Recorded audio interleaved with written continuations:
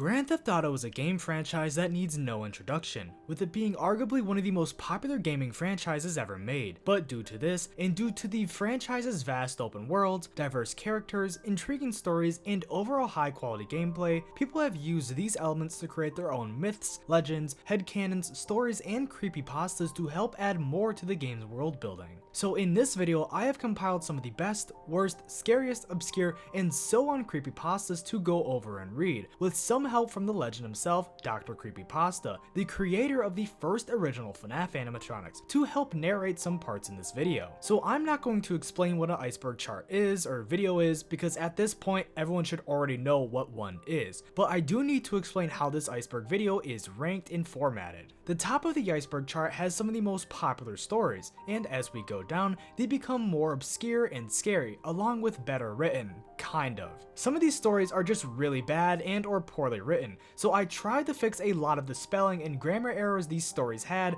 but some errors might have slipped through the cracks because there is a lot. So this is your official warning for that. Honestly, this list isn't 100% perfect, and this along with the stories are kind of just all over the place, but I tried my best to balance it out and find good and bad stories. But anyways, if you need something to listen to in the background while working, studying, or to just go to sleep to, then this is the perfect video. But without further ado, make sure to subscribe if you love creepypastas or GTA, and let's get into layer 1 of the Grand Theft Auto Creepypasta Iceberg.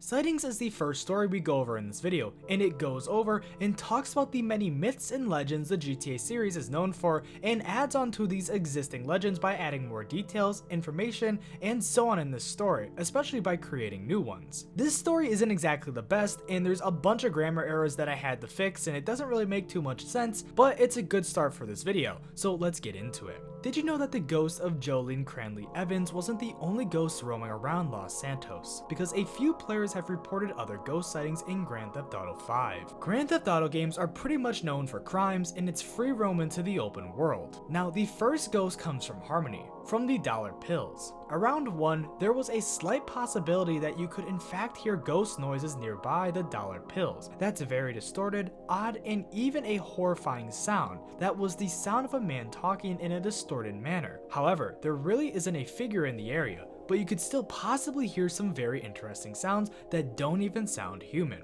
The second ghost comes from San Andreas. We should go to the Dreamview Motel between midnight and 2. Now this ghost is believed to be around the porches of the motel. However, the ghost is said to be very rare and would often appear looking at you with a very menacing look. It sometimes would also disappear. The third one isn't exactly a ghost, but is actually something very mysterious. Go to the tip of the Polito Forest right by San Andreas, and there is a very small possibility that you may see a city way far in the distance from the ocean. You can't reach this mysterious city, and it appears to be 2D, but there's also a very possible chance that the city is to be seen upside down. The fourth yet again isn't a ghost, but rather a building located at Lagos on Kudo. There is a pathway there, and sometimes you could eventually find a house or some sort of building that would appear. Many players have said that they have seen this building and that it never appears again, like it will never come back and will only be seen once every saved playthrough. The fifth ghost is actually seen in the Vinewood Cemetery. There are said to be many ghosts roaming around the graveyard. Talking, laughing, and much more is heard in that specific cemetery. There is even the voice of Steve Haynes. All you have to do is hold the vintage pistol out for around 5 minutes. The sixth ghost is Trevor's shadow. During the night hours, there is a small possibility of Trevor Phillips' shadow coming out as a separate figure stuck in the walls. It's likely to be seen stuck standing there, but sometimes has a possibility to move on its own. He would sometimes even have eyes. Trevor's shadow has been reported by a few people. The seventh ghost is located at the golf course nearby Rockford Hills. The spirit will be seen as a man with the fancy style from the early 20th century. The spirit is said to even stalk you when you're walking around, even when you're at the house. Now, don't call me a psychopath for the 8th ghost, because you're going to have to commit a mass murder anywhere, especially Trevor's safe house or Pacific Bluffs, because after that murder happens, stay there for long enough and you'll possibly hear the screams of the victims you killed. The final ghosts are actually in your house in Grand Theft Auto. These ghosts are even haunting it as I speak. They are very rare to find and could even manage to attack you. These spirits are extremely rare to find, just like atmospheric anomalies from the skies. It appears that the ghost of Mount Gordo, though, isn't the only spirit in Grand Theft Auto 5.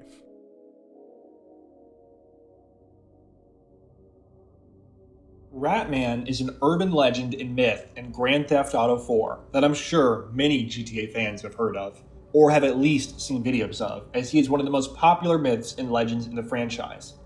The legend has also creeped its way into GTA 5, where, just like GTA 4, many people have claimed to hear and see him in the sewers of the game, and because of these claims, Ratman was born. But this story takes a different approach compared to the last story, where it is narrated by an NPC in the game living in Liberty City, where he has a strange encounter related to the Ratman. So let's read it. Liberty City really comes to life at night. During the day, it's crowded, but not quite the same as at night. Nothing beats sitting on top of a skyscraper and staring down in the array of lights blinking and flashing in every direction. Occasionally, you can see a helicopter or plane pass by in the distance. It's all so full of life. Who would have thought that just under everyone's feet is the ongoing network of tunnels and subway tracks? The train run all through the night from the lighted loaded stations into the depths of those damned tunnels. Down in the heart of the trams lies a vast intersection of tracks. This area is also where a couple hundred homeless people flock to escape the cold and the police. Most people like to call it Hobo Land. While I've not been down there myself, I've heard quite a few stories from people that have. A couple accidents happened which caused the trains to shut down right on the tracks. People there conversed with the homeless people and they came back with wild stories of a strange being that apparently lived down there. This man could actually run swiftly, almost in a scurrying fashion, according to several witnesses. The story eventually evolved to where the man was supposed to have excess body hair and the face of a rat, deeming the name Ratman. It made the nighttime subway ride home all the more unnerving. I work in one of those skyscrapers you see at Liberty City. Most of the time, I get off at 9 p.m., just as the nightlife is starting to pick up. But it's almost always dark by then. A few of my coworkers take the subway home at night too, one of whom is actually a close friend. At some point, around a year ago, my friend, we'll call him Jordy, was caught up in one of those trams breaking down. Not even 300 yards away was a maintenance entrance and exit for the tram workers, so Jordy told the driver that he would just walk up the exit and ride a taxi home. While the rest of the riders stayed aboard, Jordy climbed off and started his short hike out of the subway. The only thing that is known after that is that around 4 a.m., police found Jordy walking down the street in a daze. He was covered in an orangish goo with the same texture as blood and stank like feces. It took a couple of weeks for Jordy to even respond, and once he did, he still had no memory of what happened between approximately 10:30 and 4 a.m. when he was found. I tried to talk to Jordy since he was a good friend of mine, but he didn't appear to be the same man until at least 3 months later. After that, he returned to work and resumed his life, but still talked noticeably less than before. One day, he and I were alone during lunch hour, and he started to speak again. It was the first time I had actually seen him speak more than a couple of words since the incident. "I saw the Ratman," he said, staring at his glass. You saw what?" I asked, thinking he was still delusional. "Actually, I fought him," Jordy said. "He just came running at me, and before I knew it, I was being clawed up. It was mainly just scratches, but just the way he moved, it was so fast." Jordy shuddered. I managed to land one good hit on him and dug my thumbs in his eyes before he started emitting this orange-colored blood. That was what really got me. The smell. Ugh, it was unbearable. I wasn't sure how to react. "What happened next?" I asked him.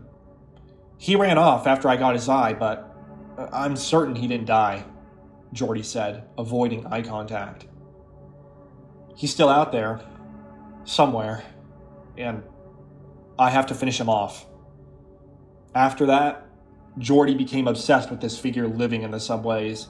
He'd often stay up all night riding the trams back and forth, hoping that it would break down.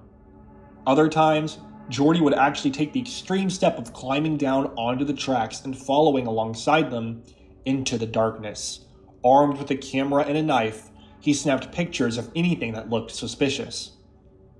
I only saw Jordy a handful of times after he became so fixated on the Rat Man. Once I visited his apartment.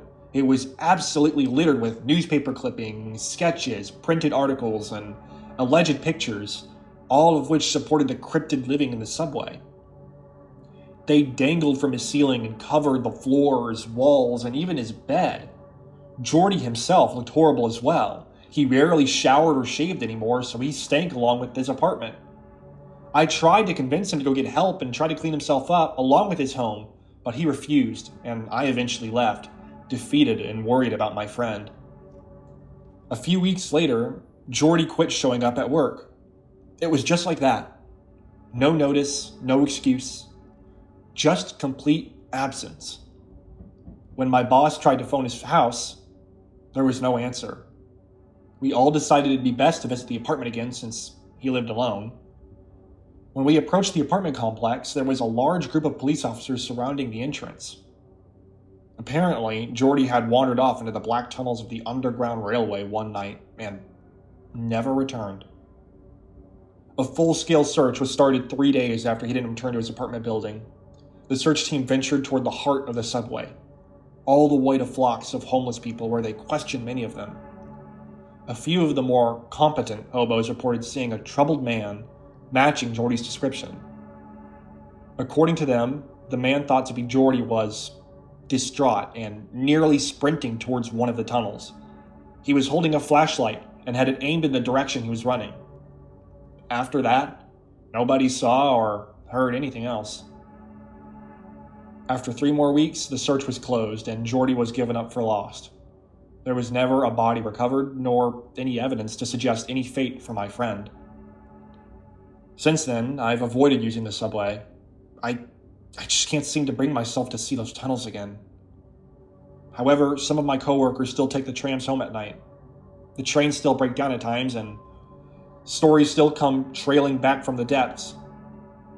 The homeless people will see a furry figure traversing the dark passageways of the tunnels. However, now, there's a new series of sightings. Every so often, it is reported that beams of light sometimes flash past distant tunnels. The description matches almost perfectly with that of a flashlight. Part of me feels that Jordy died the night he ventured off the train and fought whatever that was down in the tunnel. But the other part of me thinks he's still down there. And whatever it is he needs to finish, well, I hope he succeeds.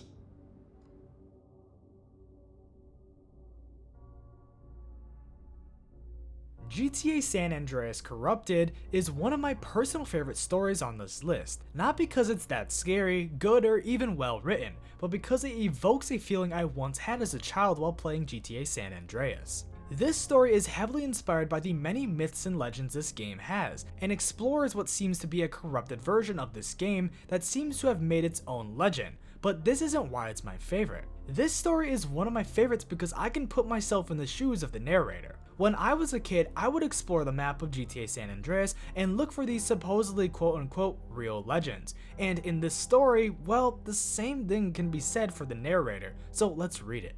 I beat every mission in Grand Theft Auto San Andreas within a week of getting it as a present on Christmas Day of 2008. It might not seem like much, but being a teenager at the time, in some middle of bumfuck nowhere town, it was one of the pinnacles of my life's achievements at the time. The only other thing I held in such high regard was my prize CD collection, consisting of every shitty nu metal band that you can think of. Based on that, you probably assume I'm a big fan of the game. Well, prepare to be disappointed. There was something that happened that made me stop playing San Andreas forever, something I still can't explain to this day. It was the summer of 2010. Usually I would have been outside with my high school pals, but but it was a brutally hot day. You took one step outside and then all of a sudden you were boiling alive. I laid in my bed for a solid hour, bored out of my mind. Then with some resolve, I dragged myself out of bed to rummage around the closet. It had been a while since I played San Andreas, so I decided now was a good time as any. I fished my PS2 and box of games out, and after fighting with the maze of wires behind the dresser, I got everything plugged in. With the GTA San Andreas disc in the console, I thought I was set. Nope, my heart dropped as I saw it, the accursed error screen with the red fog, or as some like to call it, the red screen of death. Honestly, part of me just wanted to call it a day and watch TV instead. However, I relented. With the disc in hand, I wiped it with a cloth and then held my breath as I put it into the disc tray. The game booted up with no issues and I breathed a sigh of relief. The first thing I noticed was that the intro credit cutscene was completely silent. I turned up the volume on the TV and still nothing. At the moment, I didn't really find it odd. I was more annoyed more than anything. Then as this cutscene progressed, it became so dark that you couldn't see anything. Assuming it was due to the disc being faulty, I just skipped the cutscenes and went straight to gameplay. The game played as normal, no sound issues or anything like that. I killed a few pedestrians and used a jetpack cheat so I could fly around, and soon enough, I found myself lost in the gameplay.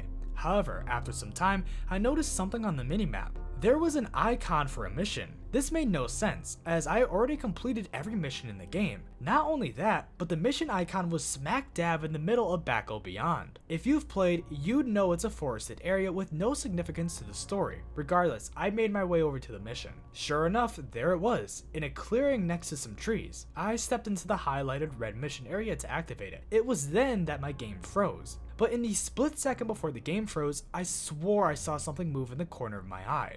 Something in the woods. After staring at the screen for a few seconds, I restarted the PlayStation. Once I was back in the game, I noticed that the mission icon was gone. Oh well, I went and played the game like normal, using cheats to stock myself up with weapons, while also going on a rampage and battling it out with the police. With the police hot on my tail, I ran into the woods of Back O Beyond. Then something bizarre happened. My wanted level completely vanished. The weather had also changed too. Now it was foggy at night. I went over to the spot where I had seen the mission marker last time, but there was nothing out of the ordinary. At that point, I said screw it and put in the cheat to spawn a jetpack again. Nothing happened. I tried it 3 more times to no avail. Since cheats weren't working for some godforsaken reason, I ran out to the closest road and waited for a car to drive by so I could hijack it. 30 seconds of waiting turned into a minute, then 2 minutes, and before I knew it, I had waited 3 minutes with no car in sight. The roads were completely barren. Just fog and trees as far as the eye could see. CJ was standing there looking just as confused and annoyed as I was. Just as I was about to put the controller down, I saw hazy movement in the tree line. With a death grip on the joystick, I sprinted to where I saw the movement.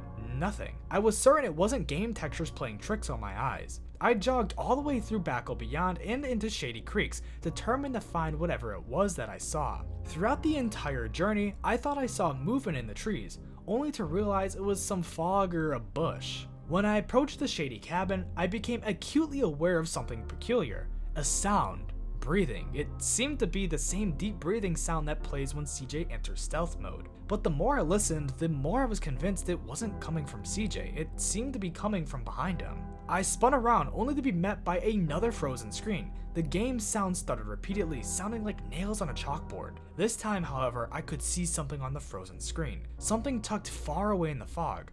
A blurry figure. The next day at school, I told my friend Xander about it. His response was to laugh and say that I was a fucking liar. But after some convincing, he agreed to come over after school so I could show him. Xander made his way over to my house at sunset. Once I got multiplayer mode set up, I found it was difficult to convince Xander to follow my lead. He was more preoccupied with murdering pedestrians while screaming obscenities. But after a while, he got bored and finally agreed to follow me. I led him to the woods of Back O Beyond, and soon enough the same thing happened.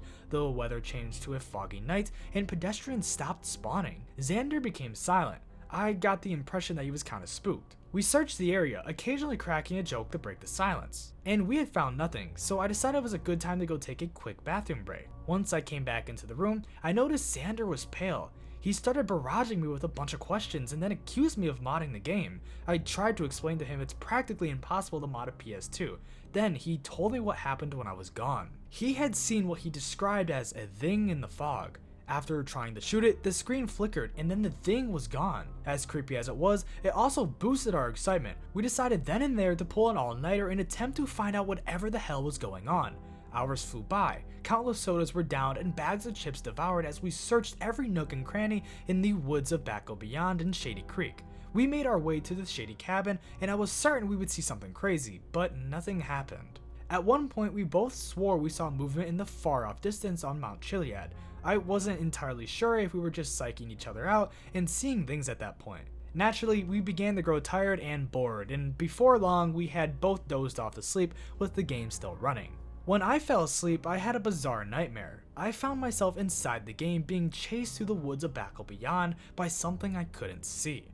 No matter how much I ran, the woods went on and on. I don't know how long I was out for, but I remember being woken from my sleep by Xander. He told me in a trembling half-whispered, half-shout, "Wake the fuck up." I did, and then I understood why he sounded so freaked out. There was an eyeball filling the TV screen, bloodshot. Behind it was only darkness. At that moment, I was convinced it was staring directly at us. All the while, that eerie breathing sound emanated from the TV speakers. I practically pissed myself as I grabbed for the controller and started rapidly pressing every button. Just then, the screen went black and the sound began to stutter, before it turned into an unbearable screech. I rushed over to the PlayStation and yanked out the power cord. Silence. Just like that, it had all stopped. Xander and I looked at each other, and I imagined he was thinking the same thing as me.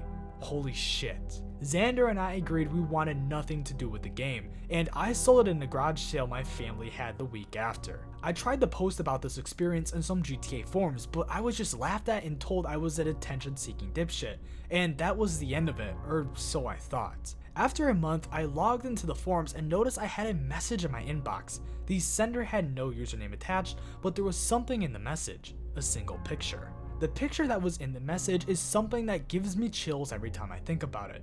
It was a picture of me and Xander passed out that night. It was taken from where the TV was.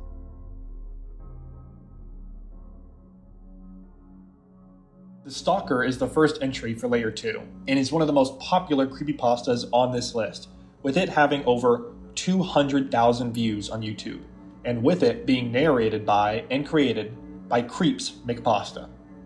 This story takes the same premise as the last couple, with it being heavily inspired by the many myths and legends of GTA San Andreas, with this story being particularly inspired by the Umbrella Man, which, well, I'll let the Creepypasta story explain. So I'm a large fan of the Grand Theft Auto series. They're basically the only games I come back to time and time again. From their expansive storylines to the large open-world playgrounds, GTA San Andreas was and still is considered the best in the franchise. It has the largest map and the most things to do, but it also held the most mysteries, from Bigfoot to Leatherface, the ghost cars, and some disturbing towns and pedestrians. One of which is a serial killer that stalks their prey for days, getting them paranoid and ruining their lives. Such behavior bewilders me, but it's only a game myth, so I probably shouldn't overanalyze it. After finishing GTA 4 and having a large amount of hype for the release of GTA 5, I figured I might as well give San Andreas a playthrough to tide me over. So, I bought the PC version of the game off Amazon. I didn't trust Steam because I like physical copies of my games. I got it a couple days later and tried to install it, but the CD key was a dud. I asked the seller, but he never responded. Having felt cheated and kind of lazy, I just downloaded it off Pirate Bay. I'm not paying for it twice, and proceeded to install it. Once installed, I booted it up, and a rush of welcomed and not-so-welcome memories flooded my mind. I played through a couple of times and noticed that a pedestrian from the last Ventura's Desert was hanging around Grove Street. I wondered what he was doing there. This is not his usual spawning location. And being the bored person that I am, I beat him to death.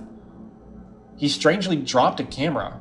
I picked it up and started to take scenic pictures around San Andreas. I progressed onward through the story with the camera in hand so I could relive these moments at any time I wanted. I unlocked the Backo Beyond area behind the map, and I sought out to find Bigfoot. But strangely, that pedestrian from the desert was there. with me in the woods. No one ever spawned in the woods except for the ghost cars, but those are normal. Since I recently lost my guns, I was too lazy to kill them, so I just wandered off and explored the rest of the area. But whenever I looked behind me, I glanced at a figure running away from my line of sight. It felt very creepy. So I felt I needed a rest from the game after a long time of playing and decided to quit for now and look at the pictures I took. I went to the folder that contained the photos I took with the camera and saw that they were photos that I never remember taking. What freaked me out even more was the fact that most of the photos were of my player character during the early stages of my playthrough. At that point, I didn't have the camera. The way they were taken was strange in itself, as it looked like they were taken by a person who was hiding from me, like a stalker. Any sane person would have stopped playing and deleted the game from their hard drive, but considering the firepower I could get, I decided to find and kill the stalker. Again. Maybe the author of the game decided to install this stalker mod, so I took his challenge. I unlocked the Lost Ventura's desert and searched for the pedestrian. And in an abandoned shack near the military base, I found him. I pulled out my chainsaw as I thought it would feel better if I used it. And the first thing that happened was he got decapitated. Strangely, as I expected for blood to come gushing out of the hole where his head used to be, it didn't. He didn't die either. He walked slowly towards me with a powerful punch and sent my character flying. After I woke up in the hospital, no pedestrians were spawning. It was like a ghost town. I spawned a car and drove around and nothing. No one spawned. Suddenly, my character started screaming like he was on fire. Once I left the car, he burst out into flames. I ran around in hopes of extinguishing him, and then the camera switched to a view inside of a sniper scope.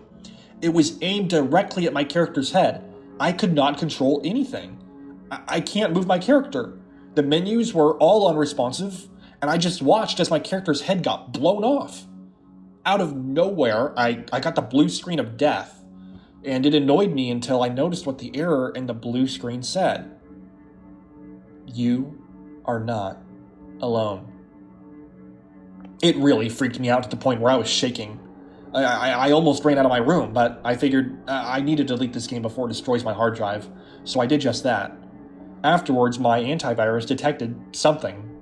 It found an unidentifiable virus tagged Stalker virus. It got removed, thank goodness, and then I decided to look at the photos again. I was sure the virus took more photos of my character. But then I saw photos of not my character, but me. From my webcam. My heart started pounding because I knew some creep has my photos somewhere on the internet. I scrolled down and saw something even more disturbing. Photos from outside my window. Oh my gosh, was he watching me? Did he track my location through that virus? In one of the photos, it says something that really haunts my nightmares. See you soon.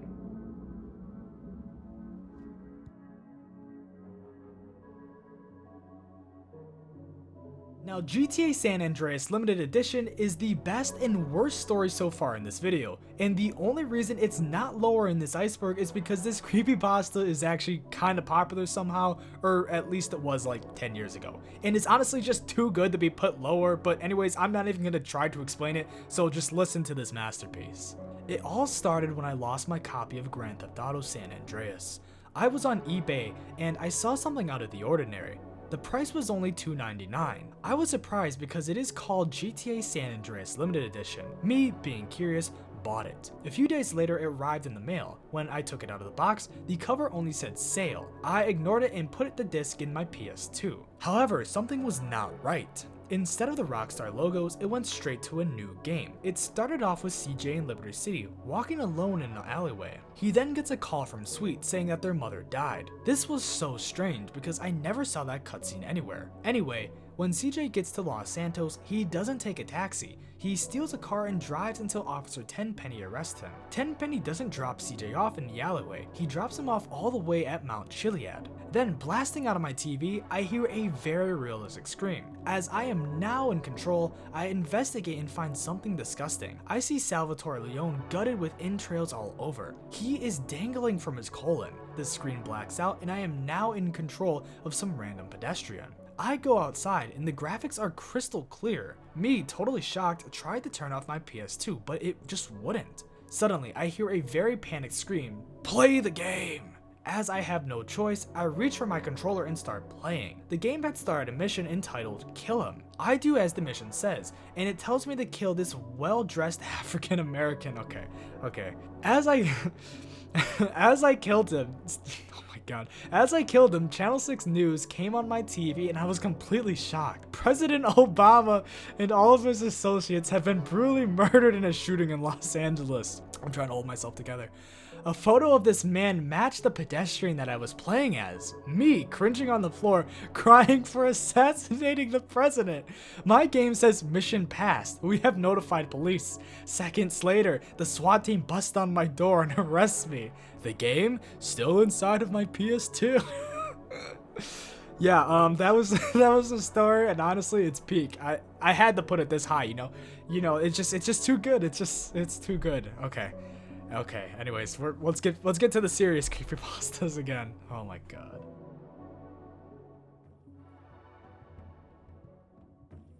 Now, this was originally the first creepypasta to be featured in this video, but after further review, that would have been a terrible start to this video.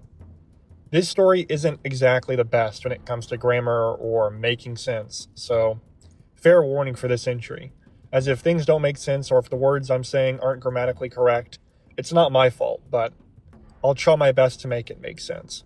So anyways, let's get into this. I never finished GTA 5. My name is Alexander, but everyone just calls me Alex. I am now in a wheelchair due to my missing legs, but I wasn't at the time of the event. I'm going to tell you about back then. My legs were there and they worked perfectly fine. I used to play GTA 5 uncontrollably. When it first came out, just like every other teenager, a lot of my friends finished the game within weeks, but I wasn't the competitive type. I like moving around the free world, exploring the big map of GTA 5. Also, I didn't have as much time to play as my friends did. My grandmother was in a wheelchair and often needed a lot of help. She had a stroke and she couldn't move anything. Besides her hand, she had a bell attached to her hand, which she used when she needed help with anything. She lived with my father, my mother, and I. My parents help here with most things, but I like to help her as well. Whenever she rang the bell, I was there within seconds. One day, I was home alone with my grandmother. She watched TV in the living room, and I was getting bored of playing GTA. I played a few missions and drove around randomly shooting people for some time with nothing else to do. I continued playing, thinking I would keep playing until my parents came home. I believe it was around 8 p.m. It was winter at the time, so it was pretty dark outside. Being killed by the police in GTA wasn't so bad, and that's how my shootings and killings of random people always ended. I only lost $5, but I had already finished the first heist mission, so that amount of money wasn't much to me. At the hospital, I started looking for a car. No one likes struggling around shitty cars. But unfortunately, I died near Trevor's trailer, so I respawned to a hospital in the countryside. As many of you GTA players know, this is not where you find a car to brag about, so I ended up with an old car. The type of car doesn't have much relevance to the story though, so I'll go ahead and move on. I was driving around in the mountains of Tonga Hills when I spotted a woman. She was no typical woman of the game, and I'm sure I had never seen her before. She was way more realistic than anything else. I mean, really realistic. Her face was so detailed. It looked like a photograph. Her face was pale and her eyes were big and black. Her hair as if it had never been washed. She was wearing a long red dress with marks of dirt in it. It was not a modern dress though, more like a dress from the 50s or 60s. She didn't really belong in the hills and, well, she didn't really belong in the game. She was walking up the hill with her head looking down on the ground at first. She triggered my curiosity, so I drove closer. I shouldn't have driven closer though. I wasn't freaked out until she raised her head and said, "Hello." Both her voice and her face were way too realistic for this game. It sounded like her voice was coming from all over my room, and not my speakers. It wasn't an electronic voice or anything like when you hear in games. It wasn't possible to point out exactly where her voice was coming from. She looked nothing like I'd ever seen in a game, and she sounded like nothing I'd ever seen in a game before. She was so realistic with her grin. It gave me the chills, and made me feel really uncomfortable. I reacted to this by hitting her with my car, which knocked her over. I guess trying to kill it is a pretty common solution for everything in GTA. She'd been knocked over by my car, so I drove over her legs while she laid on the ground. I shouldn't have done that. I really shouldn't have done that. Her haunting screams were unbearable. It sounded nothing like any of the typical screams from GTA or any game whatsoever. Her screams were so terrifying that I cringed to my toes. My heart started beating faster and faster. Her screams sounded more like it was coming from everywhere in my room, then coming from my speakers. I really shouldn't have driven over her legs. She kept screaming in agony, and the screams turned louder and louder. I was frozen with fear. I wanted to turn off the game, but I couldn't move. It was then the screaming stopped. Everything went quiet. She looked up and looked at me. I'm not talking about my GTA character. She looked through the screen right at me. Her words almost gave me a heart attack. "Now, why did you have to do that, Alex?" I really shouldn't have driven over her legs. She started crawling towards me while staring right into my eyes with a horrific grin. Her grin was still wide, reaching from ear to ear. Her eyes were bigger and blacker than before, and her mouth had opened with blood coming out of it. "Alex," she said in a deep voice, with the blood from her mouth making bubbles. She crawled faster with determination. She was heading for me, not my GTA character. She was heading right towards the screen, and she knew my name. I could hear the bone in her legs crack as she was towing her crushed legs across the ground. With terror, I unplugged my console and my room turned pitch black. I quickly turned on the light. It was quiet. The only sound I could hear was the wind blowing outside my window. I kept listening, and I noticed that I was sweating rapidly. I shouldn't have driven over her legs. I almost jumped when I heard my grandmother ring her bell. I walked slowly towards the living room, kept listening for any abnormal sounds. My grandmother then rang the bell again, and when I reached the living room, I stopped in the doorway. My grandmother's wheelchair was standing in front of the TV. Did you call, or?" I said in a hoarse voice. The wheelchair started turning slowly toward me. I then noticed that my grandma's gray hair was replaced by black, and what looked like unwashed hair. While the wheelchair was turning towards me, I could hear the haunting sounds of crushed legs being dragged on the floor from the wheelchair. The pale woman in the wheelchair looked at me with big black eyes and a grin, full of blood, and said, "Why did you do that, Alex?" I really shouldn't have driven over her legs.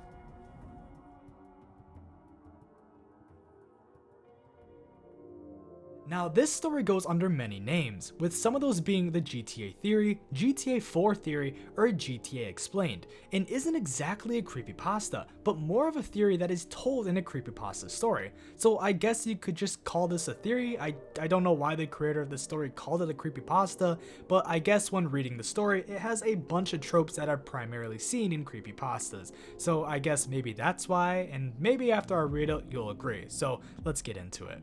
Grand Theft Auto 4, as you probably know, is a very popular sandbox third-person shooter. In the game, you play as Niko Bellic, an illegal immigrant who travels to the USA from an unnamed Eastern European country. The game itself is enormous. The game takes place on a series of islands that are seemingly in the middle of the ocean. You know that it's in the US, but you can't travel anywhere outside of Liberty City and Alderney, the two in-game cities. If you try to leave, you quote-unquote die. You can also see that there are no other land masses outside of the city. This is odd, as the game maintains not only that you are playing in the USA, but also that the city is able to function as well as its real-life counterpart, New York City. The second weird part is that you cannot die. Whenever your character dies, he just respawns at a hospital. You can jump in front of a car, or you can fall off of a skyscraper, or you can get shot in the face, but your character cannot die. Also, whenever you get arrested by the police, you get released after they accept a bribe and take your guns. Even if you kill 50 police officers or go on a shooting spree and blow up a bus, you literally cannot go to prison.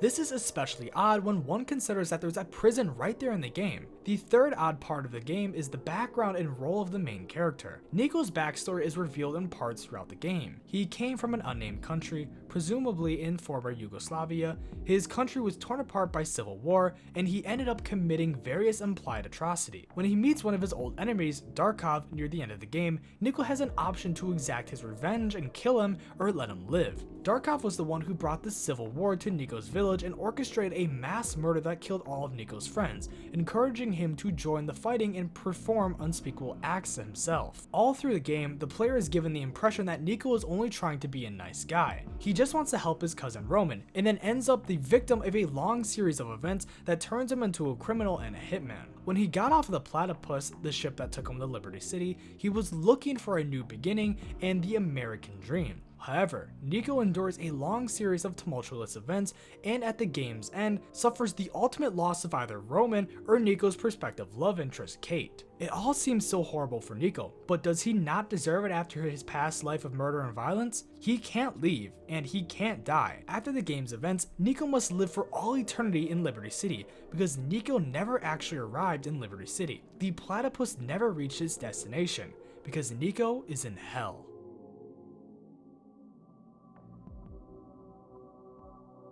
GTA San Andreas Cheat Unknown is the first story we'll be looking at in Layer 3. This creepypasta is based on a real mystery in GTA San Andreas.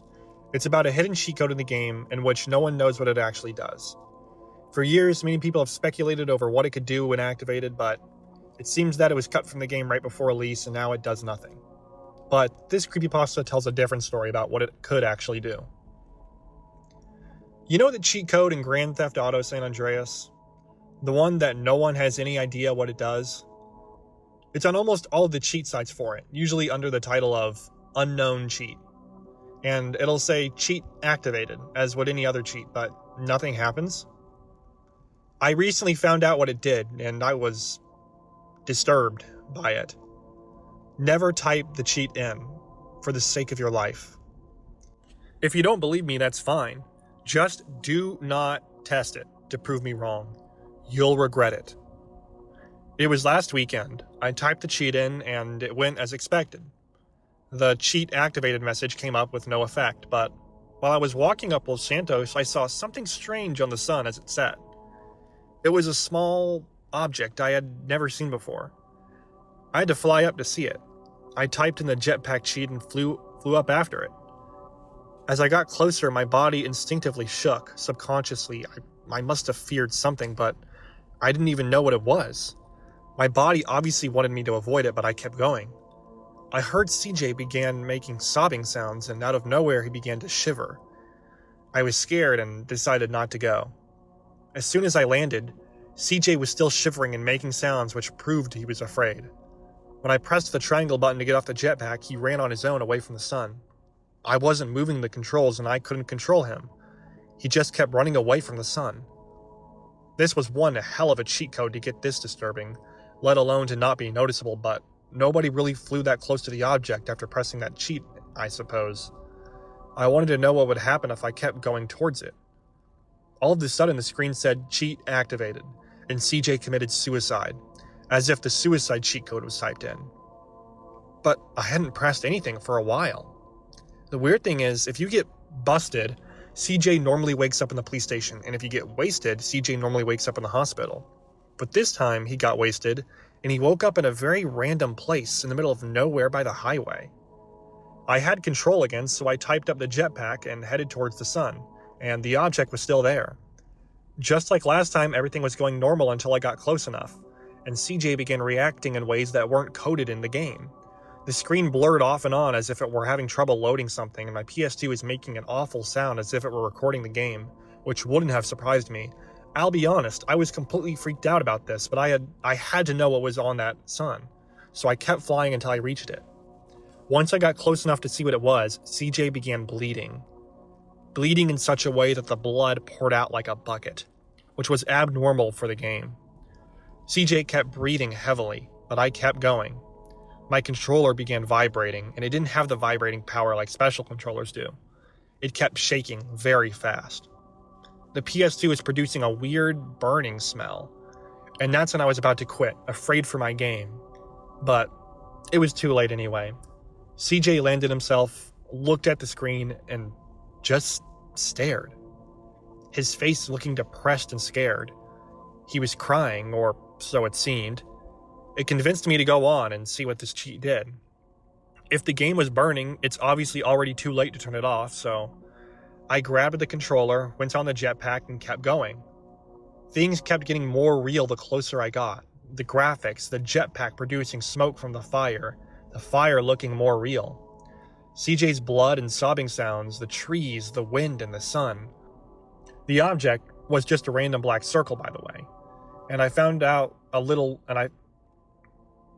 The object was just a random black circle, by the way, and I found that out a little while before the screen began blurring. Everything kept getting realistic, and it scared me. While I got up to the hole, CJ made a loud screaming sound that made me jump, screamed like a little girl, but in a male voice.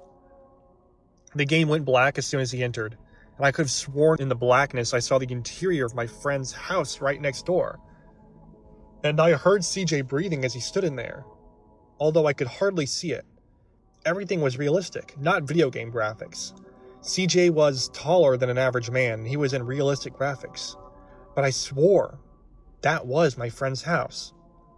The game crashed from burning too much, and it went blank. I was very disturbed, but the questions I had about it were far more interesting.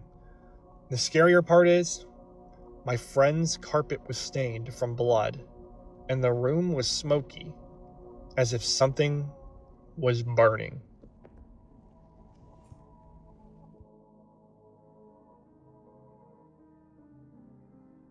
The truth about Fort Zancudo is a story about, well, the truth of Fort Zancudo, and what is hiding within it. Now, this might have just been a Mandela effect, but what is described in this story, or at least the part about a hidden area within the base, was actually an early rumor during the Xbox 360 and PS3 days that I vividly remember that doesn't seem to exist anymore. So I don't know if that's what this story took inspiration from or not, but honestly, the UFOs and aliens probably were instead, but you be the judge of that when I read the story. But anyways, here it is. I was having an ordinary GTA 5 online session with my friend. The typical stuff, you know, killing cops, getting 5 stars, strip club, VIP work, invading the military base, and so on. But it's that last one where it got weird. Me and my friend were in Fort Zancudo, in the tower you can get in from the ground next to the airstrip, and we were role-playing that we were gathering intel and getting rid of evidence. We were shooting out monitors when all of a sudden from the tower we saw a door open, but it was hidden in the airstrip. Us shooting out a monitor opened a secret area in the military base. Us freaking out obviously charged down the tower to get to this door, thinking it was an Easter egg left by Rockstar. As we get out, my friend gets killed by a tank, but I manage with great effort to evade and make it to the door, and as I get inside, I wait for my friend, but as he tries to get back down there with me, the door above me starts to close. As it does, I figure I might as well just go down anyways. Maybe there is a way to open the door from the inside. When I walk through another door, my game freezes, and when it fixed itself, I found myself in a lab, with empty stasis tubes and surgical desks everywhere. At this point, my phone dies, and I lose contact with my friend. So I go to plug it in, and as I do, the lights in the game go red. And what I thought were empty stasis tubes open, and the fog inside them disperses. Creatures start to fall out of these tubes, and they're oddly shaped, like nothing I've seen in the game. And they're gray. They're aliens, and when I say aliens, I don't mean like the alien costumes you could buy or use in director mode. These things didn't even have models in the game files. I looked. As I gather my thoughts on what I'm seeing, they start to get up. Oh great, they start approaching. I go to equip my MG Mark II, and it's not allowing me to equip items. I try to run, but my character is frozen, and as I lose all hope and accept my fate, my character pulls out his heavy pistol Mark II and aims it at his head, and he shoots. As I respawned, my phone comes back to life and I get a call from my friend. He asked what happened and if I found a glitch spot because as soon as that door closed, it said I could choose the easy way out. I tried to explain, but he doesn't believe me. To him, no time passed. We continue on with our session, avoiding the fort, and instead we hop on a public session to mess with some fools and do the VIP work you can only do in public sessions. We get in his buzzard and my character climbs in the back, but doesn't get in. He instead climbs higher into the blades of the buzzard and dies. My friend and I are laughing as we find that hilarious, and we count it as a glitch and move on. Things like that continue throughout the rest of the session. My character finds ways to kill himself, like swimming into the engine of a boat, randomly holding grenades, and not pulling his parachute. I keep wondering how these things could happen if it's my computer lagging. It isn't the best after all. It comes to 11 PM and I need to get some sleep as I work at 7 the next morning. So I say goodnight to my friend and hung up the phone, and then close my game. It does the typical "are you sure you want to leave GTA Online" screen, and I say yes, but instead of closing the game, it gives me another screen. Text fades in, Helvetica font, black screen, white text, forget what you saw, and plays the gunshot sound it did when my character first killed himself in the lab. I didn't notice until now, but it was different than the typical easy way out gunshot. After this, my game closes, no showing up the social club menu, just straight to desktop. Like it crashed, I haven't been able to open the door again, no matter what monitor I shoot with that weapon, but honestly I don't think I want to.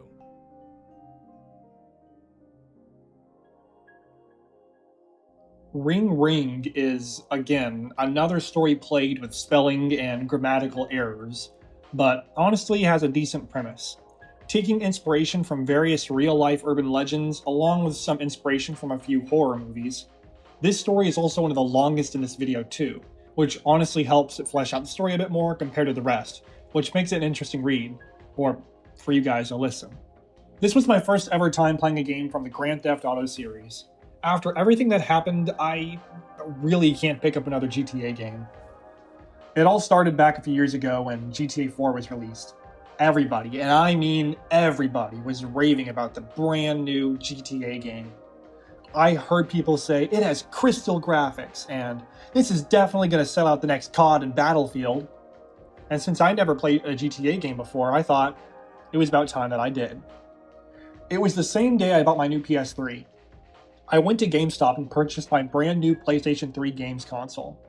To my surprise, GTA came free with my console. I was a regular at the GameStop and the guy behind the counter said, "Just for being a good customer, take this." His name tag said, James Polton. He handed over a copy of GTA. It looked brand new and was still in the seal. Since I was excited, I rushed home.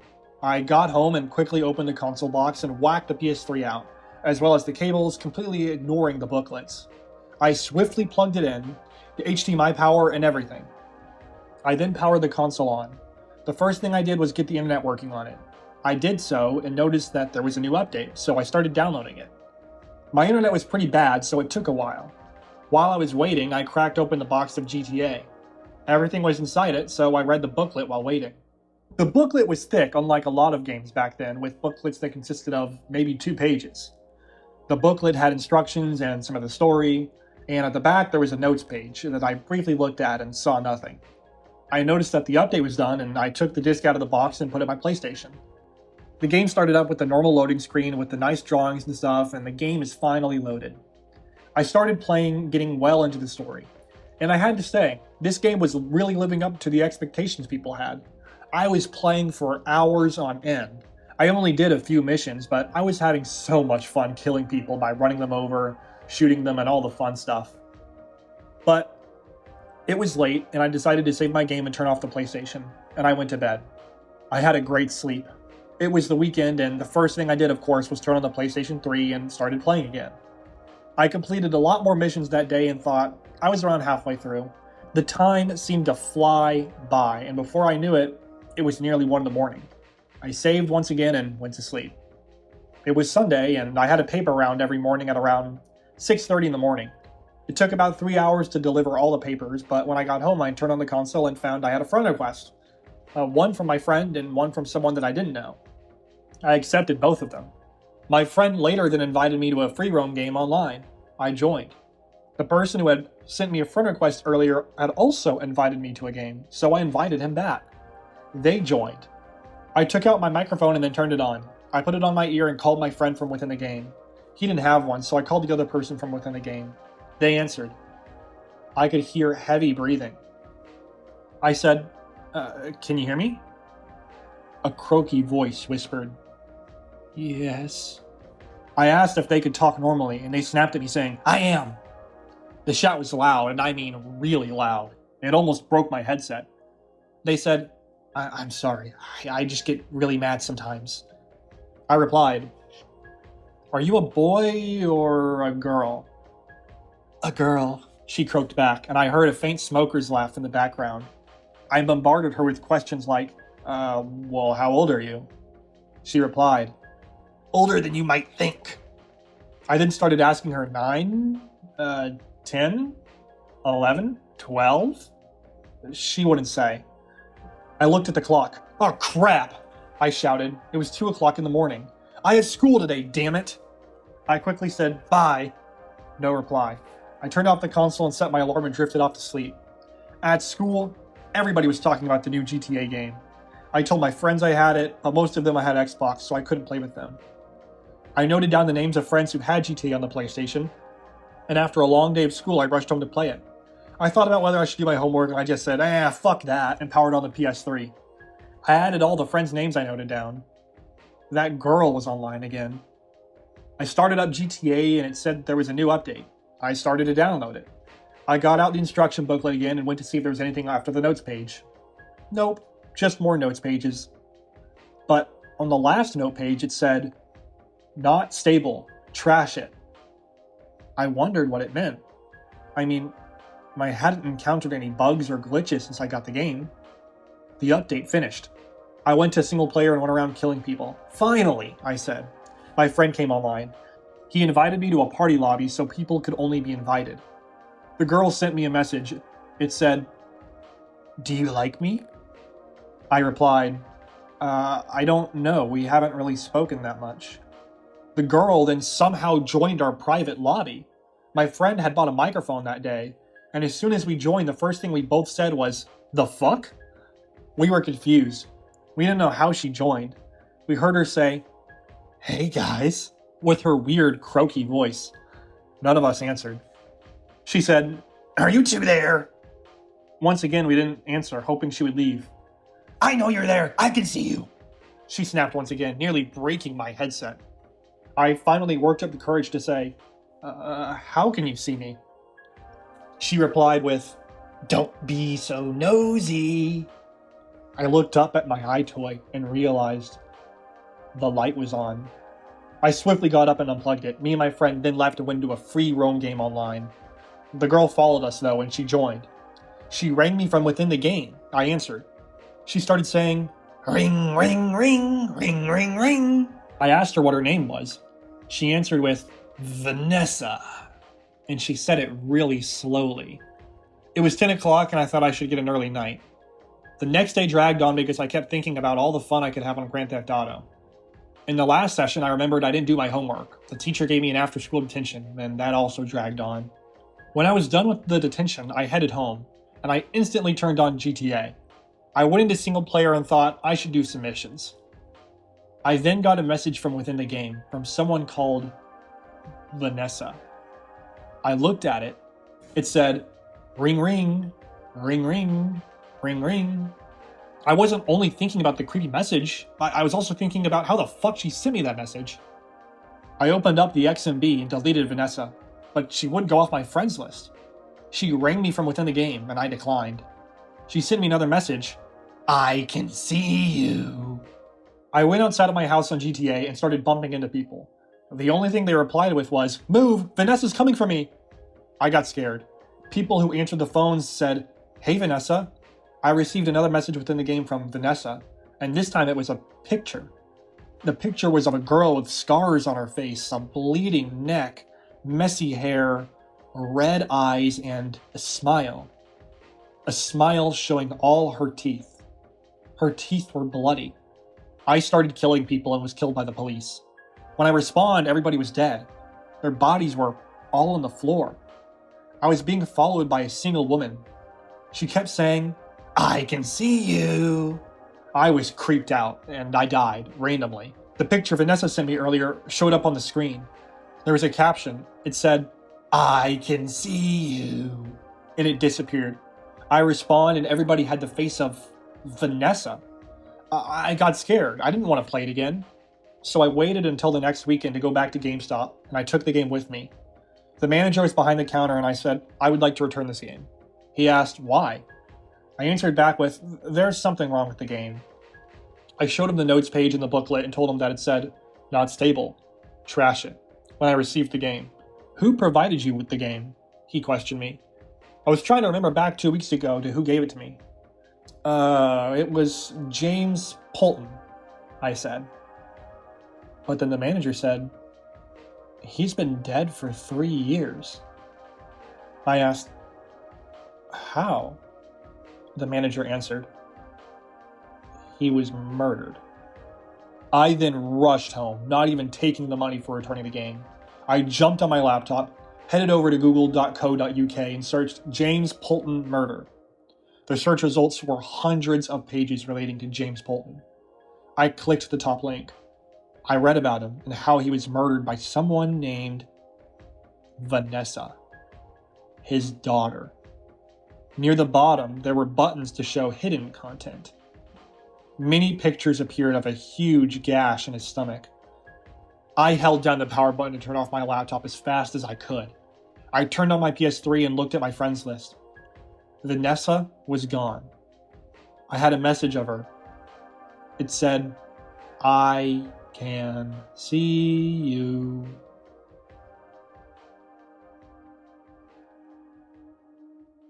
The Mysterious Car is a short creepypasta that I honestly don't need to waste time explaining, mainly because the story isn't really that good and because it's just so short, so here it is. So I was fooling around in Grand Theft Auto 5 playing as Trevor. After dying a few times, I spawned at the hospital at night. I continued to run around, but I noticed that there were no cars on the road. After about 10 minutes of this, I saw one car when I looked down the road. It was an old, rusty, beaten up lowrider with a top, but there was no one driving it. I saw this sometimes in Grand Theft Auto, but this time the car just stopped and stayed there. I tried to steal the car, but nothing happened. I started to walk away about 20 seconds later and turned around and there was no car there anymore. There still were no cars on the road, and at this point I shut off my PlayStation and then turned it back on again. The game started to load in as usual, but when I spawned in, I was in the middle of the road of the highway at the middle of the night. No cars. I was starting to get scared, and then I saw the car again. It drove up the same way and stopped. This time when I went to get into the car, I died instantly. When I spawned again, I was at the top of Mount Chiliad. And guess what? The car was right there. I then once more tried to get into the vehicle, and this time the whole game crashed. When I opened it again, the car was outside of Trevor's house, with Michael and Franklin sitting in the front seats dead. I walked to the car, then tried for the final time to get into the front seat. I was able to, but then the car started driving itself, like a taxi. I stayed in the car, and it brought me to the top of Mount Chiliad. It made me get out, then out of nowhere, I got shot in the head and died. But this time it would not let me respawn. I watched Trevor's body fall down the mountain. I kept watching to see what would happen next. I then saw Michael and Franklin's dead body come smashing into the ground. Then the car came down, landing right on top of my body, then exploding. I turned the game off, deleted it off my console, then reinstalled it. It has not happened since, and I hope it never happens again, to me or any of you.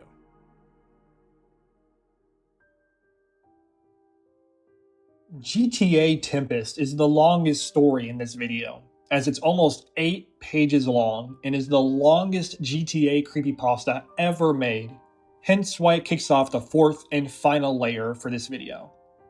Honestly, there is no reason to give an introduction to this creepypasta, because it would take too long, and I wouldn't be able to describe it well or do it justice.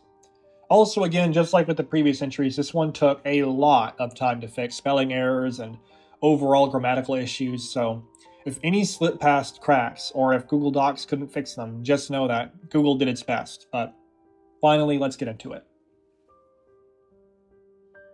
There are many myths surrounding Grand Theft Auto San Andreas, from aliens to serial killers. The game has its fair share of myths and secrets. However, among all of these, there is one myth that I haven't seen anyone mention before on the internet. The man with an umbrella. Umbrella Man, or as it's sometimes called, the Rainmaker. Let me tell you about it then. My name is Matthew, and I used to work at a bar up until last week. But I had some trouble with my employer, and now I'm unemployed and going through some financial troubles. But that is unrelated to the story. This morning I was looking through my old stuff when I found a thin, transparent, square plastic packet with a DVD in it. There was also a paper inside the packet with the box art of GTA San Andreas printed on it. It was a GTA disc that I had bought when I was a kid. The reason it wasn't in a fancy case cover was because it was a pirated game. Allow me to explain. It's really hard to buy games where I live. Games are very expensive here, and the internet is slow as well, so torrents aren't an option either. As an alternative, there are many small shops in the city where pirated games are sold, for as low as $1. When I was a kid, almost everyone bought these pirated games. I had two best friends at the time, Kyle and Paul. Their personalities were quite opposite to each other. Paul was a rough and bad-tempered kid who always got into trouble at school, while Kyle was a kind and gentle guy with really pale skin and a frail body.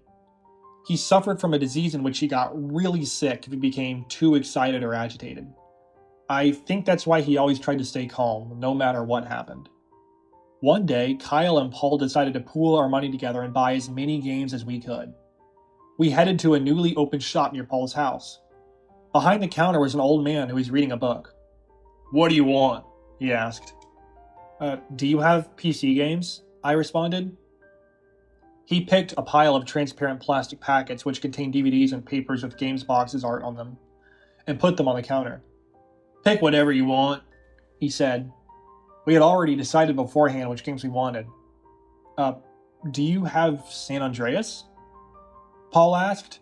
"I don't know. These are all the PC games here. Find it yourself," he replied rudely. Paul frowned and was going to say something to the old man, but he restrained himself and began looking through the pile of games. I sighed in relief.